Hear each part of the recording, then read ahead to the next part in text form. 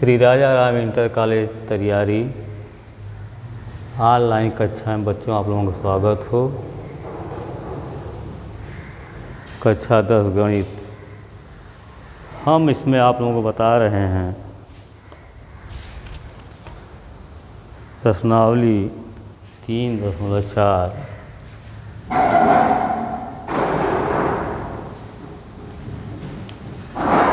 3.4 इसमें जो है दूसरी सवाल की 5वीं सवाल है, जिसको हम सवाल को नहीं लिख रहे हैं, कर दे रहे हैं। आप लोगों ने बुक से देख लेंगे, चाहे नोट में जाकर देख लेंगे। किराए पर पुस्तकें देने वाले किसी पुस्तकालय का प्रथम 3 दिनों का एक नियत किराया है तथा इसके बाद प्रत्येक अतिरिक्त दिन का अलग किराया है। सरिता ने 7 दिनों तक एक पुस्तक रखने के लिए 27 रुपये अदा किए, जबकि सुशी ने एक पुस्तक 5 दिनों तक रखने के लिए 21 रुपये अदा किए। नियत किराया तथा प्रत्येक अतिरिक्त दिन का किराया ज्ञात कीजिए। यह सवाल है, प्रश्न आपका है, इसका सलूशन देने जा रहे हैं। सिर्फ हम आप लोग बुक से सवाल पढ़ लेना या तो हमारे नोट में जाएगा, आप लोग उसको देख लेंगे, ठीक है। तो यह है प्रश्न 2 का 5वां, हम इसका सलूशन देने जा रहे हैं। इसको देखिए, समझिए। माना पुस्तक का नियत किराया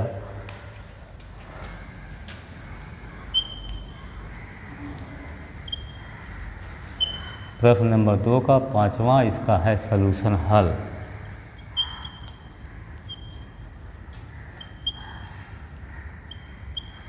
माना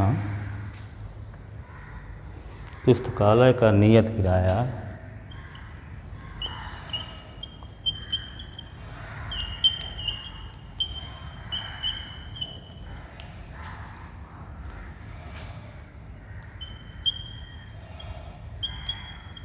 यक्स है, ये नियत किराया है तथा अतिरिक्त किराया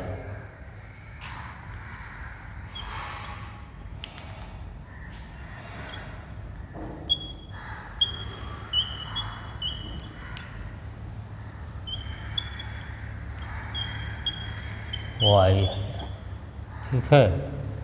यही जो है नियत किराया और अतिरिक्त किराया है पुस्तकालय का, जो कि पुस्तक देती है, ठीक है। तो पहली शर्त के अनुसार समझ रहे हैं ना, प्रथम शर्त अनुसार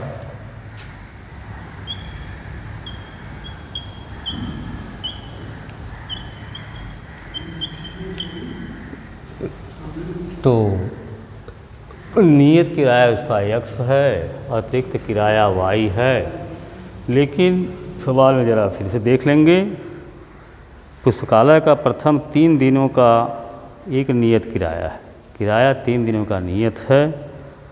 इसके बाद प्रत्येक अतिरिक्त दिन का अलग किराया है। सरिता ने 7 दिनों तक एक पुस्तक रखने के लिए रुपया 27 अदा किए, तो 3 दिन का नियत किराया है, इसलिए नियत किराया जो अतिरिक्त किराए में से घटा देंगे। इससे आपका पहला समीकरण बन जाएगा x प्लस 7 माइनस 3y बराबर 27। 3 इसलिए घटाए हैं क्योंकि यह नियत किराया है, बात समझ रहे हो, तो इसलिए ये बता दिए हैं 3 इसमें से। x प्लस 4y बराबर 27, यह समीकरण नंबर 1 आपका है। यह प्रथम शर्त थी, यह प्रथम शर्त समाप्त होती है। जबकि सुशी ने एक पुस्तक 5 दिनों तक रखने के लिए 21 रुपये अदा किए हैं, तो अतिरिक्त किराया उस 5 में से भी घटाएंगे। दूसरी शर्त अनुसार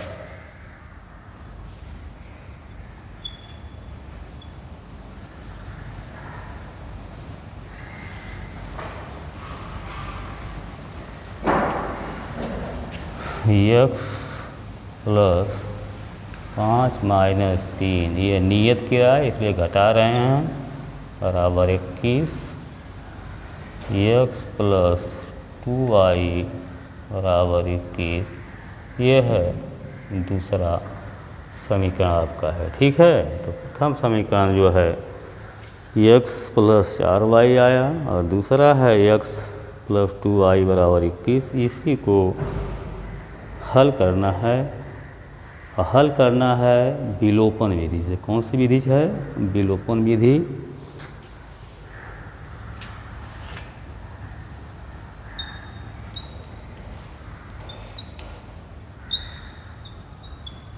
तो विलोपन विधि में एक चर का गुणांक बराबर के इसको काट देते हैं तो दूसरे चर का मान निकल जाता है, या दूसरे का गुणांक बराबर करके उसको काट देते हैं तो पहले चर का मान निकल जाता है।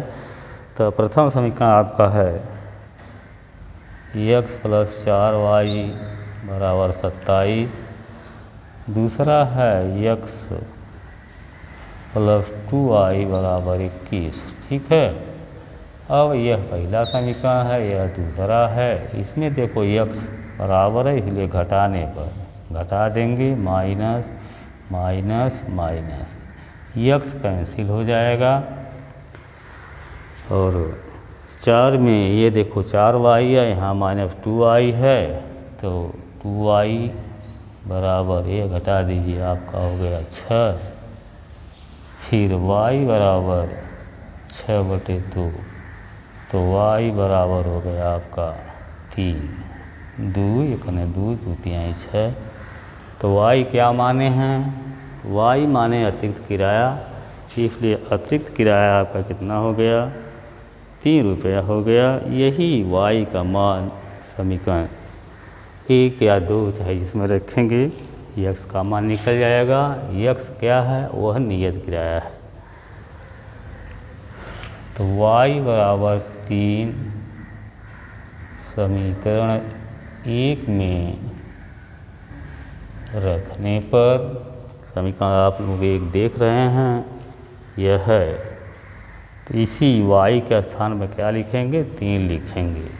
तो x + 4 × 3 = 27, x + 12 गुणा कर देंगे, 27, x बराबर 27 - 12, x बराबर हो गया 15। यह है 15, x का मान है 15, जो कि ये नियत किराया है। और y क्या था? अतिरिक्त किराया। तो अतिरिक्त किराया आपका हो गया 3 रुपये और नियत किराया हो गया आपका 15 रुपये। ठीक है, इस तरह से आपका उत्तर हो गया। यहाँ कहेंगे अतः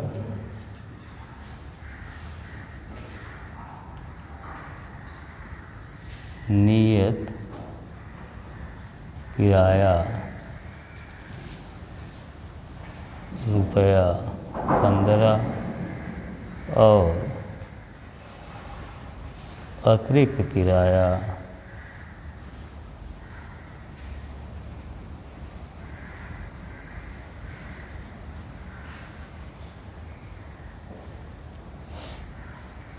रुपया 3 है।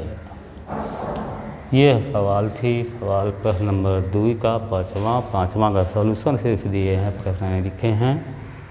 अब हम चलते हैं आगे तीसरी विधि में। तीसरी विधि आपकी है वज्र गुणन विधि, जिसको समझ गए हैं, नहीं तो फिर एक बार बता दे रहे हैं।